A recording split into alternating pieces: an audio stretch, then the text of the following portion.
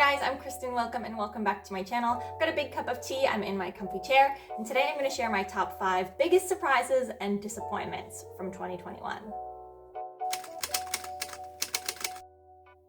When we're talking about biggest surprises and disappointments, it means that there's a certain level of expectation going into these books. Either in the surprises, I wasn't really expecting all that much or had no idea what to expect and it blew me away, or I was going in with very high expectations and high hopes on how I was going to like a book, and it really missed the mark.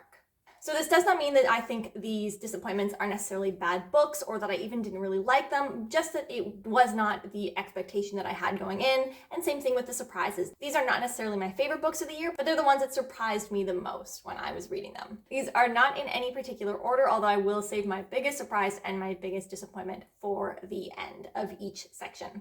And I'm going to go back and forth surprises and disappointments. So I'll start off with one of the surprises from the year, and that is Crown of Feathers by Nikki Palpretto. So I had been planning on reading them for a while, but I didn't necessarily have all that high of expectations going into them. I thought that I would likely enjoy them based on what Elliot Brooks had said. When I read them, I absolutely fell in love. I finished Crown of Feathers. I wasn't planning on reading Heart of Flames, but I immediately picked up Heart of Flames and kept reading. It explored some really complicated relationship and interpersonal dynamics, particularly through family, with one of our main characters having a really complicated sister relationship and then another character having more of a complicated father-son dynamic. Leaving the third book out of it, which I kind of had more complicated feelings and I think maybe went into with higher expectations because of how much I liked the first two.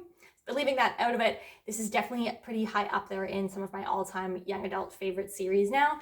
Okay, now going to disappointments, I will do another young adult as well. I'm going to go with 6 Crimson Cranes by Elizabeth Lim. I knew going into this book it was a retelling of the Seven Swan Brothers story, which is the retelling that is done in my favorite book of all time, Daughter of Forest. And I think that this book also had a lot of marketing hype. It had gorgeous covers. However, when I was reading it, I think that it really suffered a lot from my comparison to Daughter of the Forest. Daughter of the Forest is a very quiet, sorrowful, dark retelling that goes into more of the suffering elements, whereas 6 Crimson Cranes took more of a Disney-esque comedic approach to the retelling, the fairy tale, and it just was not what I was looking for or expecting.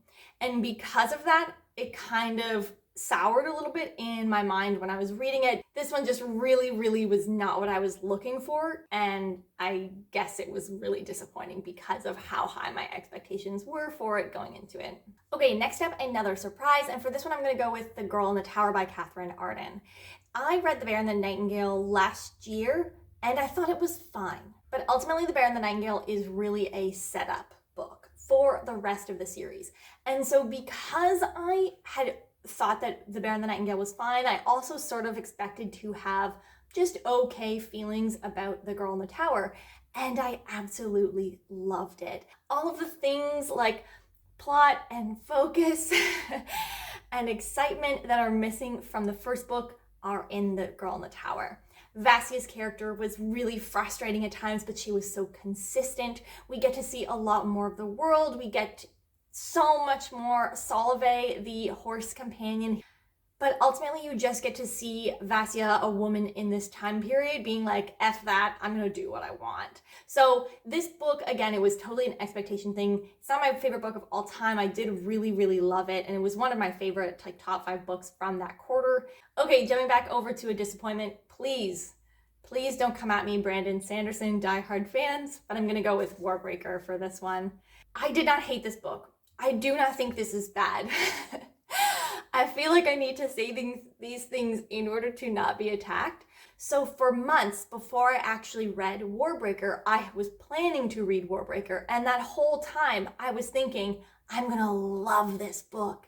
It's gonna be one of my new favorite books. The way that people describe this is that there are these 2 sisters, one of whom has spent her whole life being trained for a political marriage to their god king. When it comes down to sending one of the girls away though, the dad can't send her away, so he sends the other daughter instead. Like, I thought that was going to lead to a lot of fun hijinks, and that's not what the book is about.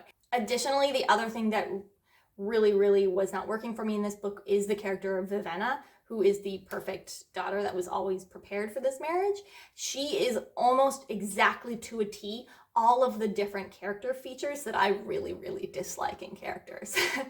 So I went into this book expecting it to be a new favorite, and while the magic system is very cool, I will admit to that. It is a very cool magic system. Please don't come at me, Brandon Sanderson fans. Again, this book just was not for me. And I set it up to fail by expecting it to be a new favorite, and it really isn't. Okay, jumping back over to surprises, I'm gonna go with Ship of Magic by Robin Hobb here.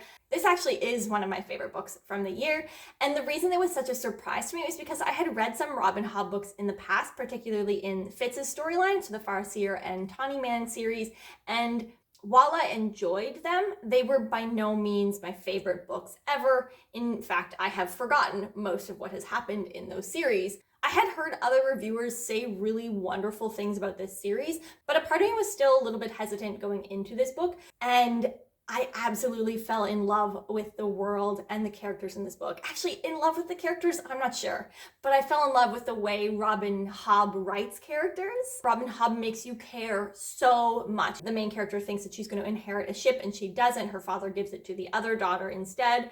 And there's a big chunk at the beginning where you know that this is going to happen, and you can see the buildup with our main character Althea thinking that she's going to inherit this ship, and you know the whole time that she is not. The intensity of the feeling that Althea is talking about and feeling towards inheriting this ship just makes you so stressed out, and you care so much. You're like, oh no, but maybe it'll be different. Maybe she actually does get the ship and everyone else is misleading you. So just the amount of intensity of feeling that Robin Hobb is able to create just in those first few chapters of really sucking you in and making you care so much about who inherits this ship is so intense. This book honestly was such a pleasant surprise. I totally loved it, and I did not expect that going in. Okay, back over to disappointments now. The next one that I'm going to go with, I think, is not a surprise because I have talked about how disappointing this book was for me, and I'm going to go with She Who Became the Sun by Shelley Parker Chan for this one.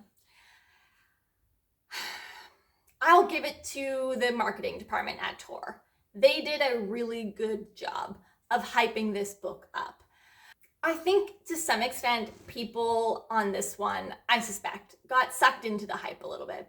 I genuinely thought that this book was going to be a new favorite book. It was really not a character book. There was a lot of distance with the characters that it made you not care about really any of them. On top of this, I thought the pacing was really awkward. It was not a military book. It was not even really a military strategy book. It would kind of tell you things after the fact. There were strange jumps, there was lack of description, and there was a lot of reliance on plot convenience that was just explained away by being fate. So, quite disappointing and absolutely not a favorite from the year. Okay, second last in the surprise category is going to be Beach Read by Emily Henry. So I'm going outside of fantasy here with this contemporary women's fiction. I was expecting a rom-com. The synopsis of the book on the back actually really makes it sound like a rom-com, and it was hard-hitting.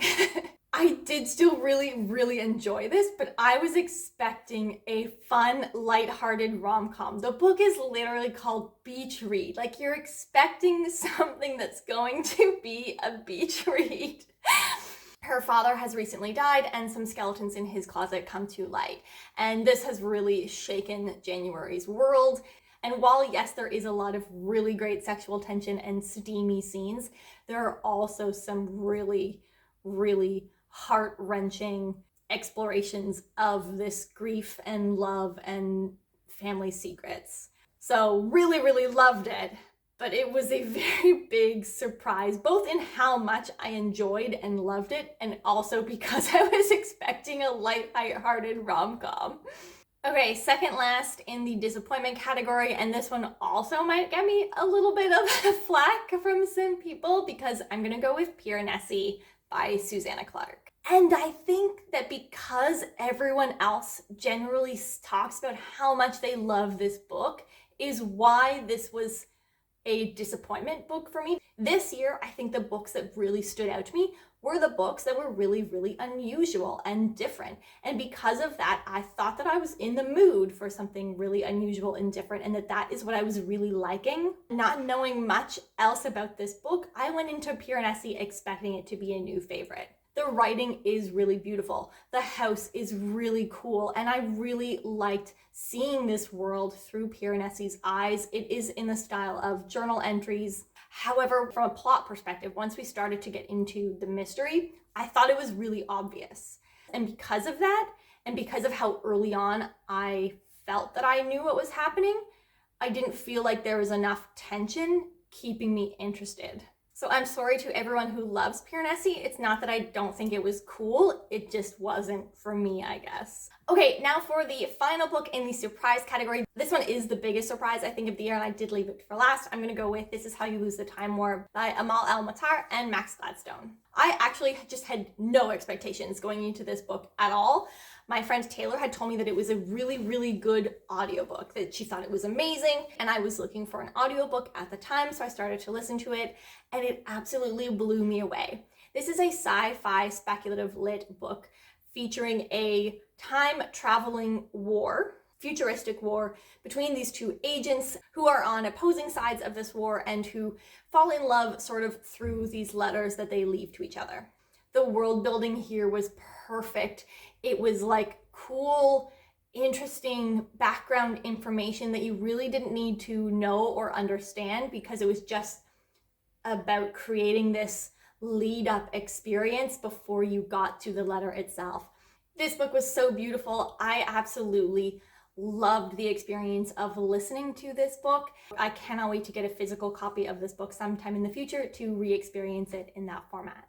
Okay, now for my final disappointment of the year. This one also, I think, no surprise, because I have talked about it as the biggest disappointment of the year in a couple other tagged videos, like the end of the year and my year in review video.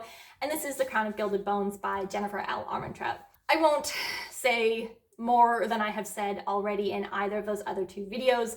Each of the books in this series ends in a rather dramatic cliffhanger. And so at the end of the second book, because of this dramatic cliffhanger, you are really, really excited to get that third book. All of that with the cliffhanger, with how fun the first two books were and how long I had to wait, it really, really made my expectations for this book amp up, and it was really, really disappointing. I have said a lot about the specifics of this book in lots of other videos, so I won't harp on all of the problems with this book again, but suffice to say, it was way, way too long for what it was. It added in a bunch of new information about the world, but not in a way that felt exciting. It felt like it was being done in a way to build up this world and expand out this series in order to allow her to write more books in this very, very popular series. But as I said before, these are just my opinions, and again, had a lot to do with the expectation that I personally had going into each of these books. Those are my biggest surprises and disappointments from the 2021 reading year. Let me know what your biggest surprise and biggest disappointment for the year was.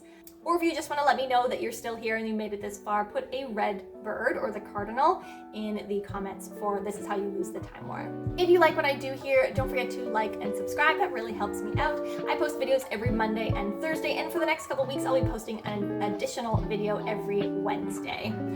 I will see you guys next time. Have a great day, everyone. Bye.